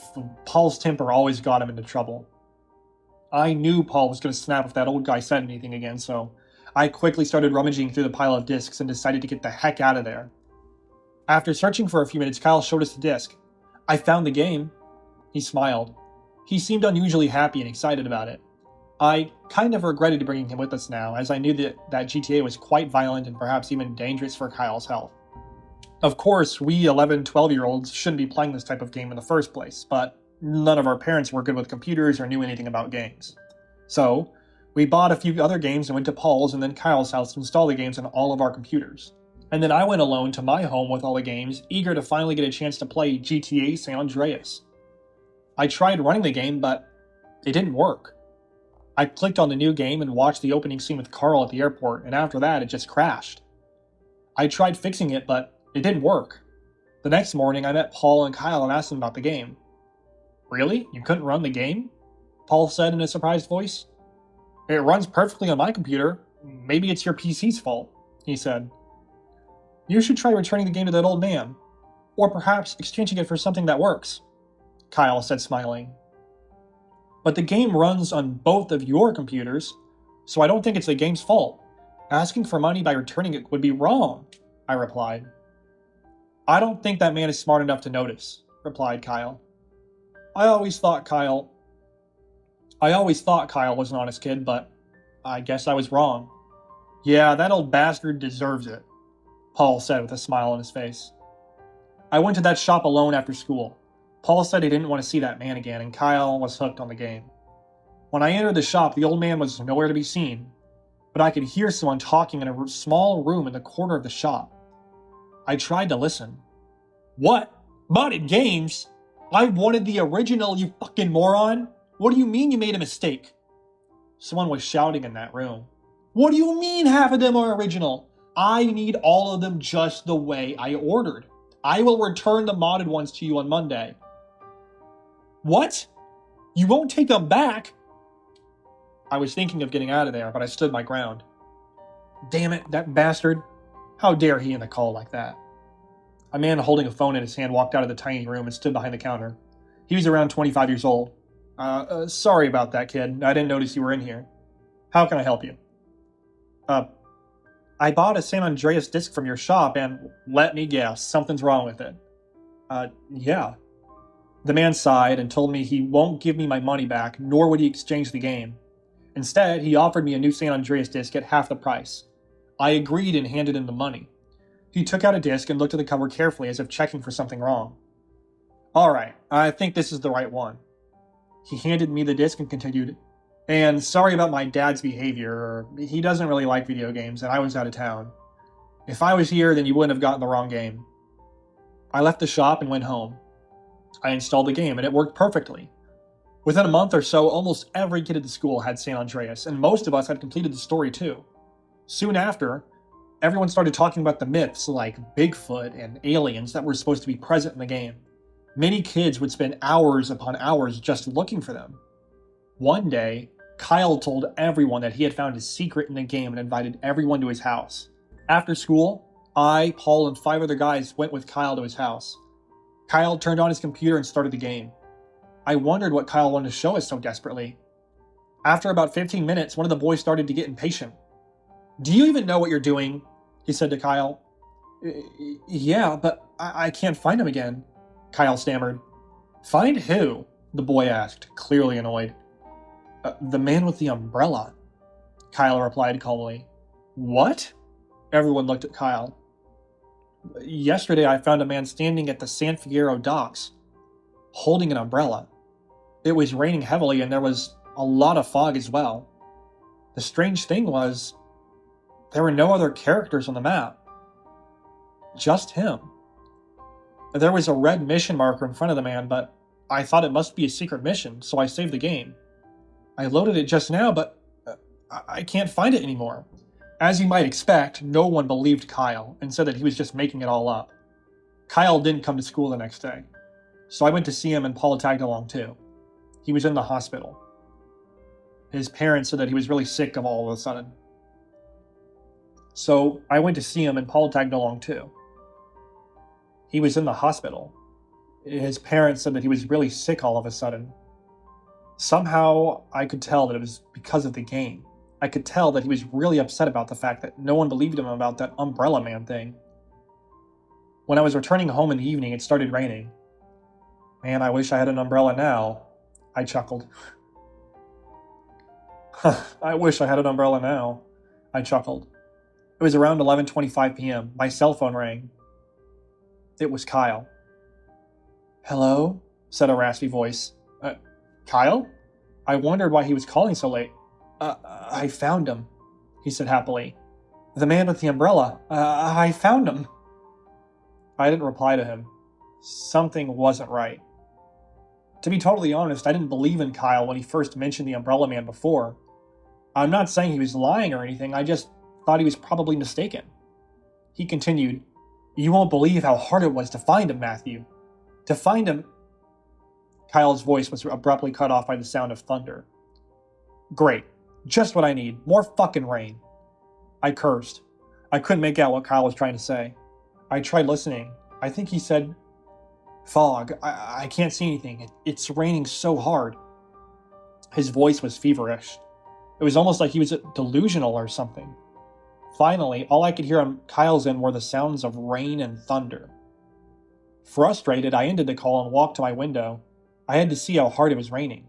I opened the curtains and looked out of the window. It wasn't raining at all. I have a really unfortunate announcement to make today. One of our valuable students, Kyle Garrison, passed away yesterday. I could hardly believe my ears. Kyle is dead? Later that day, rumors started spreading that the man with the umbrella killed Kyle. Obviously, those other boys who were at Kyle's house that day had their hand in these rumors. Paul was pissed off about how instead of showing some respect for our dead friend, every other kid had turned him into fodder for their gossip. The next day I read an article about Kyle's death in the newspaper. Obviously there was no mention of any man with an umbrella. The report only described Kyle's illness as the cause of his death. One thing which puzzled me was that the news said that he died at 10:25 p.m. So how in the fuck's name did I get that call from Kyle 1 hour after his death? I told Paul about it and even showed him the call log on my phone. It must be the newspaper's fault. Maybe they misprinted 10 instead of 11. My dad always complains about such errors in the newspaper, Paul said. Maybe. Yeah, I think you're right. I agreed. But that still doesn't explain the sounds of rain and thunder during that call. I could see the hospital building from my bedroom. It's not as if it only rained around the hospital or just in Kyle's room. Maybe the sounds were coming from Kyle's computer. He did say that he was playing San Andreas during that call. But the sounds seemed so real. 1 year after Kyle's death, Paul and his family decided to move to Australia due to his father's job or something. I wasn't so sad about it because after Kyle's death, our friendship kind of fell apart.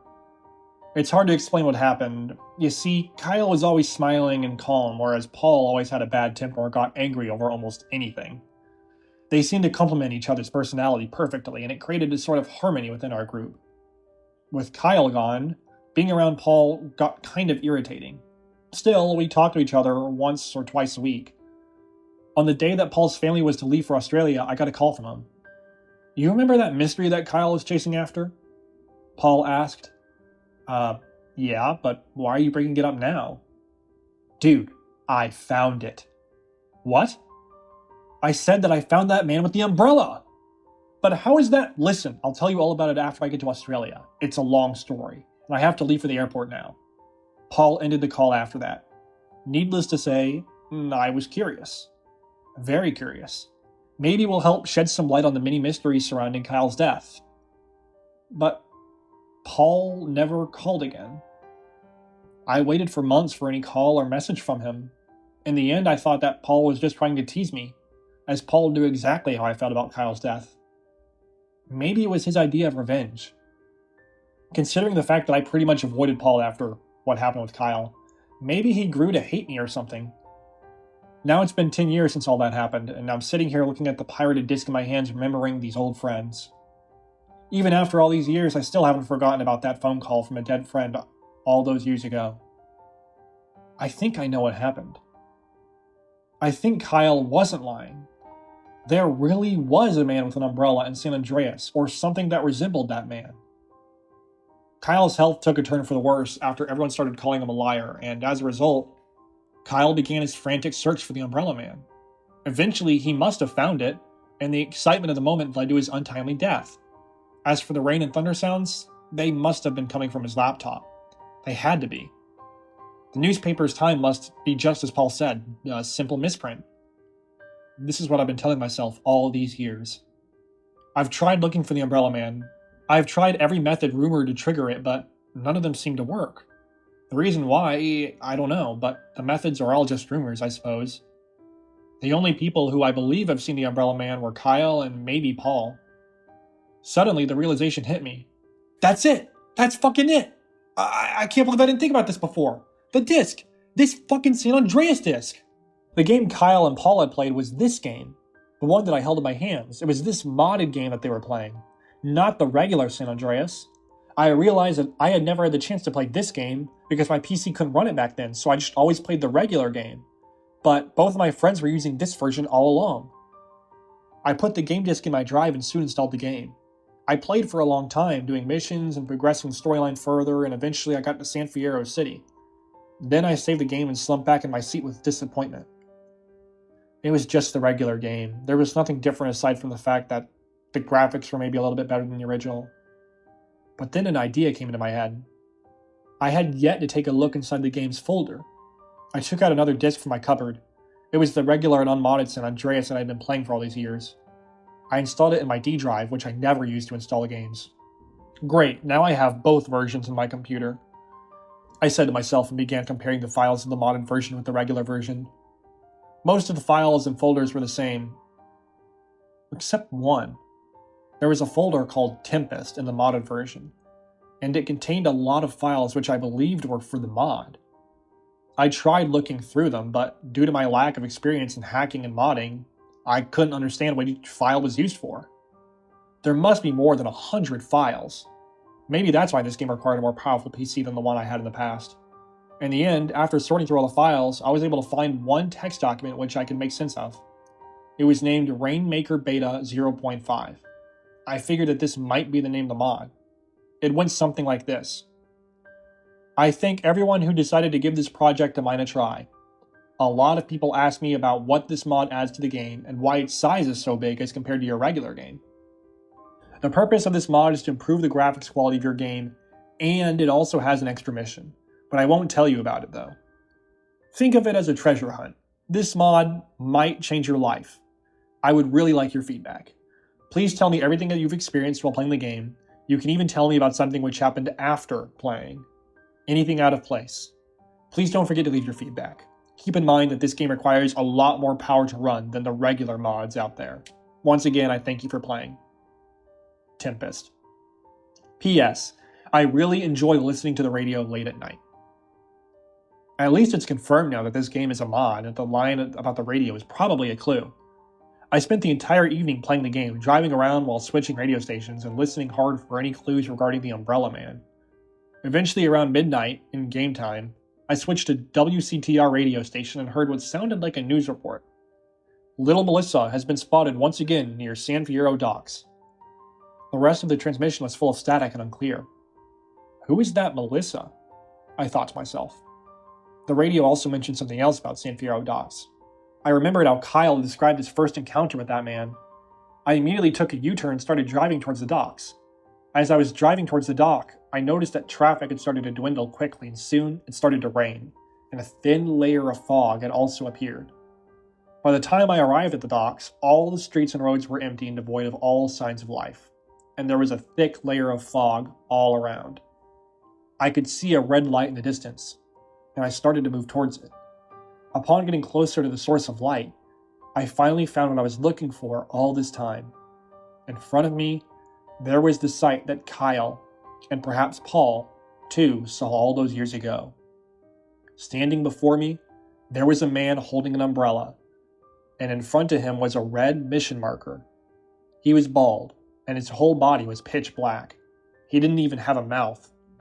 The only thing he had were eyes, just a pair of regular eyes. And of course, he was holding a bright red umbrella open over his head. I suddenly felt really stupid. This entire situation was absurd. I wasted this entire morning and who knows how many days in the past looking for this? Just an NPC in a modded GTA game? I felt really stupid to even think that this game had something to do with Kyle's death. There it is, just a fucking NPC to look at me with its lifeless eyes. Probably made by some amateur modder. I'm not sure why, but I always thought that somewhere in the back of my mind that once I find this thing, all the mystery and confusion surrounding my friend's death will end. Wait. If this man exists, what about Paul? I always thought Paul was lying about the Umbrella Man and just wanted to tease me, but if this man exists, then it means that Paul is probably telling the truth and really planned on calling me back. So why didn't he? Did he lose my phone number or something? My eyes were fixed on the red marker in front of the Umbrella Man now, and after a moment of slight hesitation, I stepped into it. The screen faded to black and a mission started, called Deep Within Her Heart. When the screen appeared again, I was still at the docks, but the Umbrella Man had disappeared. Blue text appeared at the bottom, which read, "Find Little Melissa." I looked at the radar at the corner of my screen. There was a blue square telling me where to go. I typed in the code for the jet and started flying towards the target. I was flying over the sea for about 5 minutes, and it reminded me about that mission where you had to go to Liberty City by flying towards the sea. While I was doing all this, a thought crossed my mind. Who was this Melissa, and why was the mission leading me towards the sea? I assumed that maybe she was some girl who drowned. Just an act of imagination, I guess. Finally, I reached the spot indicated on the map. I exited the jet and opened the parachute and slowly started to descend. I turned my camera downwards to see what was under me, and floating in the stormy and fog-shrouded area below me was a big, old, and rusty ship. On the side of the ship, 2 words were written in fading and decaying paint. Little Melissa. So, Little Melissa was a ship. It looked abandoned, though.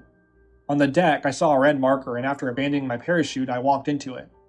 Blue text appeared again at the bottom of the screen, and it read, "Investigate the ghost ship." Another blue square appeared on the radar.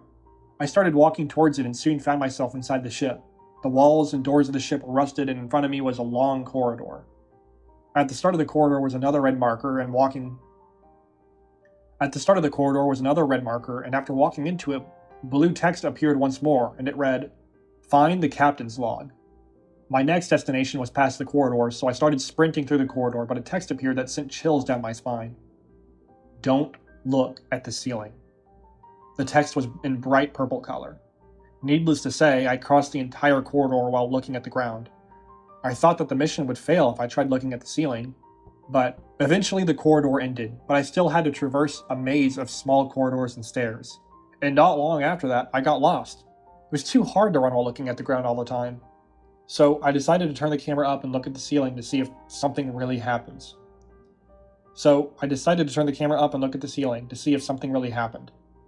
I moved my mouse back and forth, looking up and down. I waited for a few seconds to see if something would happen, but it didn't. No mission failed screen appeared, nor any penalty. So I continued onwards toward the target. Finally, I entered a small room with a desk in it. Sitting on the desk was an open book, and in front of the desk was the red marker. I walked into the marker, and text started appearing at the bottom of the screen. July 2nd. It has been 3 days since the storm started, and it's still raining with the same intensity as it was on the day it started. I hope it stops soon. July 3rd. Everyone seems uneasy, and all methods of communication with the outside world are down. We have to prepare for the worst. July 4th. Many sailors report seeing a man with a red umbrella on the deck despite the violent storm. Some even claim to see him around passenger cabins, still holding that damned umbrella. Some sailors claim that he's a ghost or something. I have to stop these rumors. July 5th. More reports of that man with the umbrella. This time he is seen even in places where no passengers are allowed to go. Both sailors and passengers are getting uneasy and anxious. July 6th. 3 sailors and 2 passengers have disappeared. Everyone is blaming the man with the umbrella. I have to investigate. July 7th. 8 passengers have been missing since yesterday. Everyone, including soldiers. Everyone, including sailors, are panicking now. I have to assign more sailors to patrol the ship at night. July 8th. Every single person I sent out to patrol has disappeared, along with 10 more passengers. Communications are still down and we need help. July 9th. I checked the entire ship today. I couldn't find anyone. No passenger or sailors aboard. What is going on? All lifeboats are here too. They couldn't have evacuated. July 10th. I finally found someone on the ship. It's that man with the red umbrella. I only saw him from a distance, but I'm scared now. The storm is getting even more violent and I can't find anybody else. July 11th. I am alone in my cabin and hiding from whatever's out there. That thing is knocking at my door for hours now, and it doesn't show signs of stopping anytime soon. I remembered something a friend told me many years ago when I was a new sailor. He told me about a monster who was said to roam this part of the ocean. He told me that the monster causes violent storms and tortures the sailors. Could it be that this current situation is caused by that monster? July 12th. The storm finally stopped, so I searched the entire ship once again. When I was about to open the large set of doors leading to the dining hall, I thought I heard a sound from inside. So I pressed my ear up against the door and listened. I could hear very faint screams and what sounded like rain and thunder from inside the room. Was everyone in there? The storm had already passed, so why were there any sounds at all?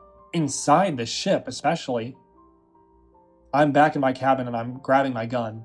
I'll report on my findings once I return. If I return, that is. The text stopped appearing and I got my next objective in red letters. Face the Rainmaker. A red triangle pointing downwards appeared on the radar indicating my next destination. While traveling towards it, I ventured into some rooms along the way. And when I looked out of the circular windows, I noticed something different. The storm had stopped. Upon getting closer to the point indicated on the map, I came across a set of big double doors with a red marker in front. When I walked into the marker, I heard screams. Must be hundreds of them coming from the other side of these doors. And I also heard something which creeped me out even more. I could hear what sounded like thunder and rain coming from inside the room. It reminded me of that call I received from Kyle on the night of his death. The screen faded to black, and when it appeared again, I was inside a giant room covered in fog, darkness, and rain. I looked up and saw there was a metal ceiling several feet over my head. How the hell was it raining then? I walked further in the room and found the Umbrella Man standing several feet away from me. I was startled by a sudden clash of thunder, and I noticed the rain was falling with more intensity now and the fog was getting thicker. Soon, the entire screen was filled with fog, and I couldn't see anything else but only the silhouette of the Umbrella Man. Suddenly, blue text appeared on the bottom of the screen. It said only one word: run. Then I noticed the silhouette of the Umbrella Man getting closer to me, and I started to run away from it. But due to all the fog, I couldn't see where I was going. After running for several minutes, I found the corpse of an old man. He was wearing the uniform of a ship's captain, and there was a pistol floating over his corpse. I picked the pistol up and aimed it at the Umbrella Man. He stopped moving immediately, and fog started to slowly disappear. I noticed something odd. You know when you aim at a character in the PC version, with a mouse you can see a triangle on top of their head, which shows the health of the character? Green, yellow, orange, red, and finally black? With the green being high health and black meaning dead? Well, the triangle over the head of the Umbrella Man was black. Regardless, I started firing on him. He didn't even seem to flinch, and soon I ran out of ammo. Fog started to appear again, and I could hear hundreds of screams coming from every direction. Beyond the fog, I could see the silhouette of the Umbrella Man running towards me at full speed, and in his hand he held his umbrella, which was now closed, and its tip was sharp and pointed. He was wielding it like a melee weapon. I tried running away from him, but he quickly caught up to me, and just as he was about to strike, the game crashed. I just sat there, staring at my desktop screen, and slowly shifted my gaze to the bottom right corner of my monitor and noticed that it was almost 11:25 p.m. I clicked the shutdown button and then decided to lie down on my bed to process everything that just happened. As I was laying there staring at my ceiling in my darkened room, I remembered how the game said, "Don't look at your ceiling." In the purple text, I wondered what all that was about. As I was looking at the ceiling, I noticed something odd. I decided to turn the lights on, but I was too exhausted to do it. My eyes started to get heavy, and soon I was fast asleep. I opened my eyes. It was bright outside, almost too bright. Everything felt different. My doorbell rang, and I lazily walked up to the door and opened it. A man with a really pale skin and long blonde hair was standing outside my door. He had a red umbrella which was covering half of his face. He moved his umbrella back and revealed his face and gazed at me with calm blue eyes and a kind smile. "It's been a long time, Matt," he said in a cheerful voice. "What? Kyle?" I asked in disbelief. "Paul wants to see you too." After saying that, he handed me his umbrella. The umbrella was not entirely red. It looked like someone took a bucket of paint and threw it on the umbrella, and paint didn't cover the entire surface. It had a sharp and pointed tip, which was about the size of a kitchen knife. I moved my hand across its surface. It had a strange texture, and its color, which wasn't covered by the red paint, was strange too. My eyes widened as I realized what was so strange about the umbrella.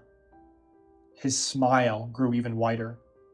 "What the fuck is that thing?" "Don't say that, Matthew." "It's Paul. Not any regular umbrella," he chirped. "Oh my gosh! This umbrella, it's made out of Paul's skin?" "And bones, too," Kyle added. "Why?" I asked meekly. "Well, the boss thought Paul would make a fine umbrella. It's such a pain. The boss always wants it colored bright red, but it always gets dark after a few days," he complained. "What?" I asked with a scared and puzzled voice. "Never mind that. By the way, why did you look at the ceiling?" "Huh? Didn't I tell you to not look at the ceiling when you were playing that game? I had to go through so much trouble to send you that message," Kyle said in a slightly annoyed voice. "But I couldn't walk while looking at the ground." "I wasn't talking about in-game," he added before I could say anything else. "Why does it matter even if I did? Who is the boss of yours anyway?" "Boss was looking at you at the time, and trust me, he doesn't like you when you meet his eyes." "You're not making any sense as for who he is?" "Boss is the one referred to as the Rainmaker. You saw him too, didn't you?" I don't get it." He sighed deeply and took the umbrella from my hands, which I had forgotten that I was holding all this time, and said, "Just remember one thing. He can see through every drop of rain." I woke up. I was breathing heavily, and there were drops of water falling on my chest from the ceiling. I got up from my bed and turned the lights on. I shifted my gaze upwards and saw a big dark stain on my ceiling with water leaking out of it slowly. Great, just what I wanted right now, I said, annoyed. I rubbed my eyes and looked around the room to decide what to do next. Just then, my eyes fell on my computer, and I remembered all the events which happened yesterday. I rushed to my window and looked out. As expected, it wasn't raining outside, and my room was on the 3rd floor of the building, and it had over 5 more floors on top of it. Even if it was raining, there's no way in hell that rain could leak into my room from the ceiling. Maybe it's the bathtub or something on the floor above. I tried to reassure myself, but at this point I knew exactly what and why this was happening. All my fears were proven true when I saw more and more stains appearing all over my ceiling, and more water started leaking from it. By this time, there was so much water leaking from the ceiling, it's almost as if it's raining in my apartment. I tried getting out of here, but the door is locked, and all the windows too. I tried calling someone for help on my phone, but they didn't seem to hear my voice. I thought of hiding somewhere, but Kyle's words echoed in my mind. Just remember one thing. He can see through every drop of rain. He had said that in a dream. There's no way out now. I've accepted my fate. I should have died like my friends all those years ago. By the time this tempest ends, I will no longer be here. Matthew Wilson has been missing for over a month now. Police believe that he ran away to escape the large amount of debt that he didn't plan on paying. The text above was taken from a small notebook which was found in his apartment. The police believe that the purpose of the story is just an attempt to hinder the investigation. After all, no disc mentioned in the notebook was found in the apartment. Yeah, that was a long one. And honestly, the premise was pretty good. And I don't think it was half bad, but let me know what you guys thought of it in the comments. This story is probably one of the most unique and fleshed out in this video, and honestly, I gotta give it props for that.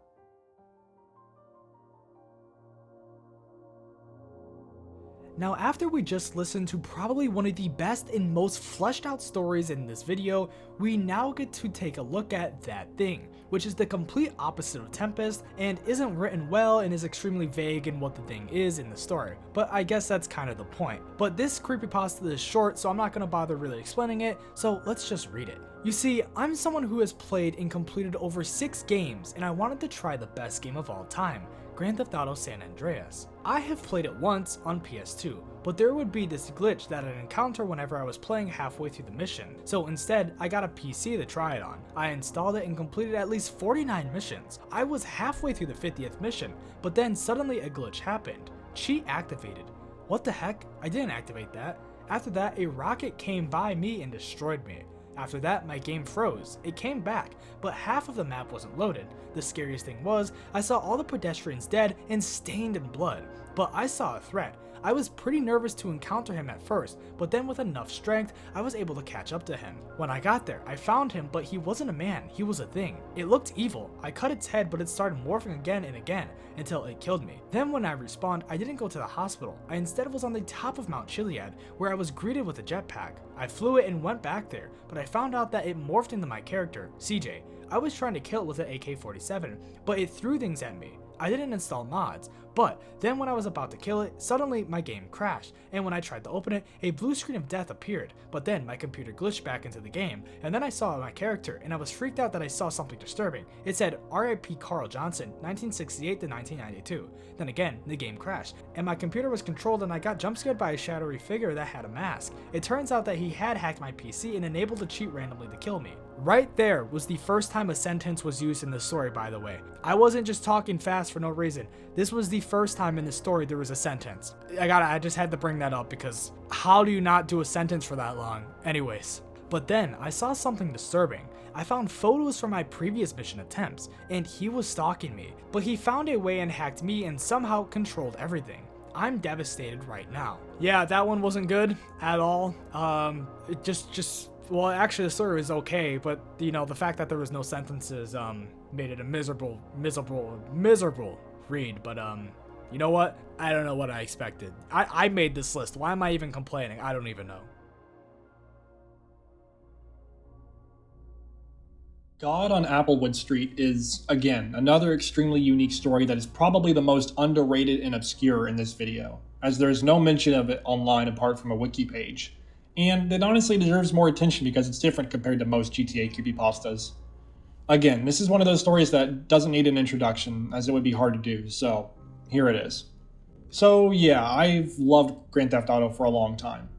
I don't mean to bore you with the details for too long, but when I was pretty young, I'm not quite sure when, but I want to say around when I was 10, my brother got Grand Theft Auto San Andreas for our family PS2.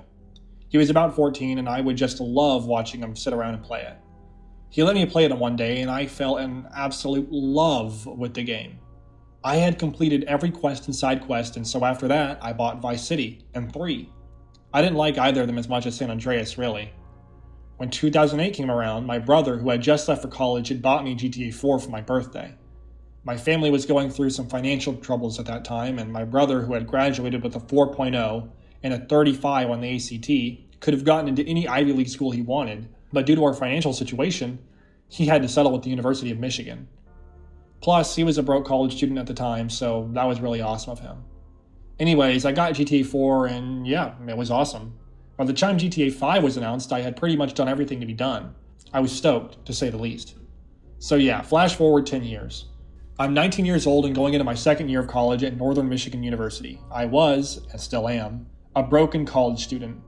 When I was in class, I worked as a Chinese food delivery guy. I drove all over Marquette day and night.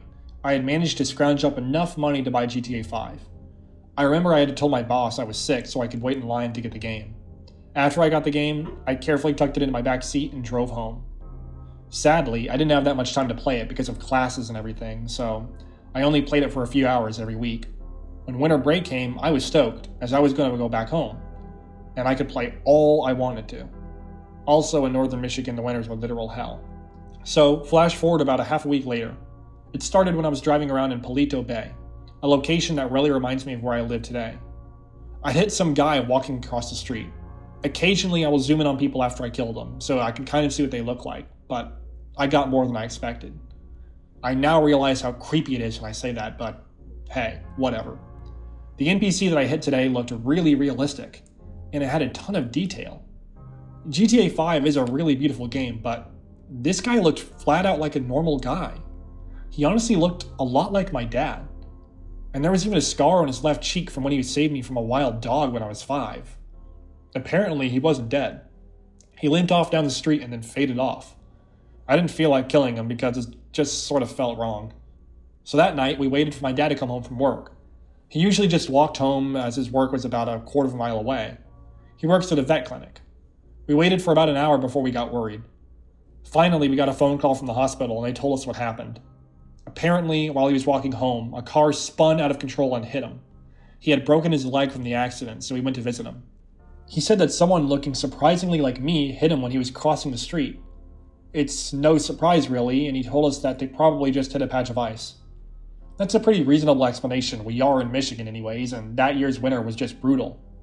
When I went to bed that night, I couldn't help but think about what happened in the game, though, and how much that NPC looked like my dad. But I brushed it off and blamed it on this cold weather. So the next day, I was playing again, and there was another really in-depth NPC that looked a lot like my older brother. My brother is currently at Tulane University in New Orleans, getting his master's in education. I punched the NPC down and laughed a little, and said it was payback for all those years of tormenting me when I was a kid. I felt really bad when the NPC got up and he ran off. I stopped playing after that. I had a feeling like I did something wrong. I kept expecting my brother to call me or something, and he did. He called our house, and he told us today that he had been mugged by a guy wearing an NMU hoodie, and he tried to take his wallet, but my brother got away. After that, I ran up to my room and locked myself in it for a while. I couldn't help but feel responsible for this. I know he lives in New Orleans, and New Orleans can get pretty crazy at times, but I mean, the guy was wearing an NMU hoodie, and I went to NMU. I know I didn't do anything, but I feel like I really messed something up. I went right to bed after that. I stopped playing the game for a day or two, but I couldn't keep myself away. I put the game back into my Xbox and started playing again. After this, I felt like I needed to vent out my anger. So I went to Paleto Bay and took out my carbine rifle and opened fire on a group of NPCs. After the cops got on me, I ran into Mount Chiliad and hung out for a while. It was about 11 p.m. and I was pretty tired, so I went to bed. At about 4:30 in the morning, though, the door knocked. My mom got it as she was awake for some reason. It was a cop at the door. I felt nervousness hit me like a brick, even though I knew I didn't do anything. I was thinking about all the wrong things I did last week. Sure, I snuck off to get high like twice a week, but I know any cops didn't see me. And if they did, they wouldn't give a shit. I heard him say, "Ma'am, is this the house of Justin Riversole?" Yeah, that's my son. What happened? Did he do something wrong?" "Ma'am, we have reason to believe that your son is responsible for a case of open firing at a crowd of 5 people downtown." I approached the cop very rudely, might I say. "What do you mean? I was here last night." "Back off, son. You're coming with me." He cuffed me and took me into his car. After staying a couple nights in the station, they let me go. They said that there was a man who looked exactly like me that opened fire at 5 senior citizens walking around town, and 2 of them had passed away. I told my parents all about what happened, and they helped prove that I was innocent. Although at this point, I was certain something was going on with the game. When I got home, winter break had about a day left, and I packed up all my stuff except for my Xbox. I decided to play it one last time before I sold the game. When I first started playing, something very odd happened. I was in a new location. The map where I was didn't pull up, and when it did, it was just blank with my cursor in the center of it. The location was snowy and it felt similar to North Yankton. I tried walking backwards, but I got invisible walled. The location seemed to be an urban neighborhood looking very similar, if not identical, to my neighborhood. There was a sign that said Applewood Street. That's when I knew something was up, because that's the street that I live on, where my parents' house is, and the house I grew up in. I walked down the street and there was my house. All of the lights were off except for a glow in the top right room, which is oddly enough the room that I was in. The door opened when I pushed it, and everything was identical to my house. The stain on the carpet from where I spilled grape juice, the old weathered couch, it was all there. Then I lost control of Franklin. He slowly walked up the stairs, and I shit you not, I heard footsteps for every step of the way.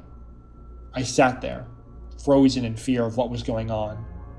Franklin slowly opened the door at the end of the hall, and sitting there was a man watching a TV screen in the middle of the room. I slowly turned around to see myself with glowing white eyes staring at myself. He, or I, was crying, and said in a low voice, "Please, stop playing." In pure horror, everything twisted and warped and I passed out. But right before I fell unconscious, I swear I heard him say, "Thank you."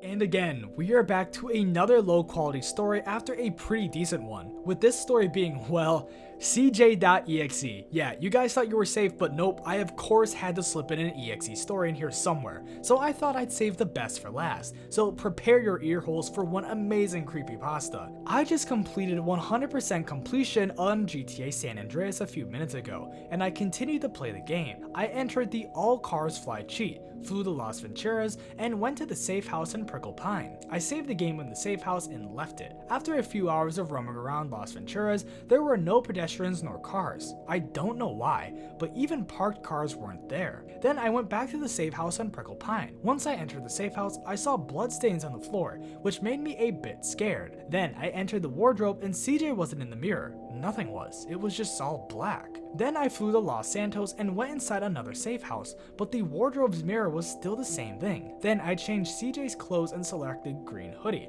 but it showed CJ wearing a bloody green hoodie. I had no choice, and I chose to wear it. A few minutes later, the screen goes black for no reason. After the game loads back, it showed CJ with no clothes on. He was still at the same place before the screen went black, and then I heard someone shooting an AK-47. After that happened, I knew that not all the pedestrians were gone. I was trying to search for the person that shot the AK-47, but I couldn't find him. I went back to Ganton and tried to fly the Hydra, but it exploded instantly and I got wasted. The weird thing is that I respawned in front of the graveyard in El Castillo del Diablo. I was so scared, so I spawned a jetpack to fly away from there. While I was flying, I suddenly saw someone down there, so I decided to fly down there and see what the person looked like. The person was CJ's clone. My CJ does not have any clothes on, and the clone had a hockey mask, black pants, and black shoes on. The hockey mask had a lot of blood on it, so I spawned some weapons using cheats.